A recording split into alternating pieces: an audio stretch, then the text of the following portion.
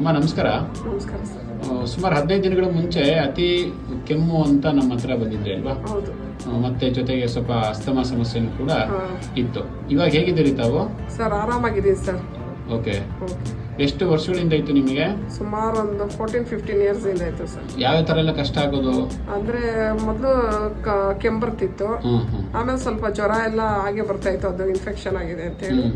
ಆಮೇಲೆ ಸ್ವಲ್ಪ ಈಗೀಗ ಇತ್ತೀಚೆಗೆ ವೀಸಿಂಗ್ ತರ ಕಾಣಿಸ್ಕೊಳ್ತಾ ಇತ್ತು. ಈಗ ಆರಾಮಾಗಿದೆ ಸರ್. ರಾತ್ರಿ ನಿದ್ದೆಗೆಲ್ಲ ಪ್ರಾಬ್ಲಮ್ ಆಗ್ತಿತ್ತು ಮುಂಚೆ? ಅದೇ ಕೆಮ್ಮು ಬಂದಾಗೆಲ್ಲ ಮಾಮೂಲಿ ಅದು ಪ್ರಾಬ್ಲಮ್ ಕೊಡ್ತಾ ಇತ್ತು. ಈಗ ಸ್ವಲ್ಪ ಆರಾಮಾಗಿದೆ ಸರ್. ಇವಾಗ ಆರಾಮಾಗಿದ್ದೀರಿ? ಆರಾಮಾಗಿದೆ. ಈಗ 15 ವರ್ಷದಿಂದ ನೀವು ಬೇರೆ ಬೇರೆ ಔಷಧಿಗಳು ತಗೊಂಡಾಗ ಆಗದಿರೋ ಬದಲಾವಣೆಗಳಿಗೆ ಸ್ವಲ್ಪ ಆಗಿದೆ ಅಲ್ವಾ? ಆಗಿದೆ. ಆಮೇಲೆ ಹೇರ್ ಕಲರ್ ಬಳಸಿದ್ರಿ ಅಲ್ವಾ? ಹೌದು. ಅದು ಬದಲಾವಣೆಗಳೇನು? ಬೇರೆ ಹೇರ್ ಕಲರ್ಗಳು ಮುಂಚೆಯಿಂದ ಬಳಸ್ತಾ ಬಂದಿದ್ರಿ? ಚೆನ್ನಾಗಿದೆ ಅನಿಸ್ತು ಸರ್. ಒಳ್ಳೆ ಫೀಲ್ ಬಂತದ್ದು, ಚೆನ್ನಾಗಿದೆ. ಹೌದಾ? ಸ್ಮೂತ್ ಆಗಿದೆ ಅಂತ ಹೇಳ್ತಾ ಇದ್ರಿ ಹೌದು. ಆಗ್ಲೇ. ಹೌದಲ್ವಾ? ಈ ಇಚ್ಚಿಂಗ್ ಸಮಸ್ಯೆ ಆ ತರದ್ದು ಏನಾದ್ರು ಇದೆಯಾ?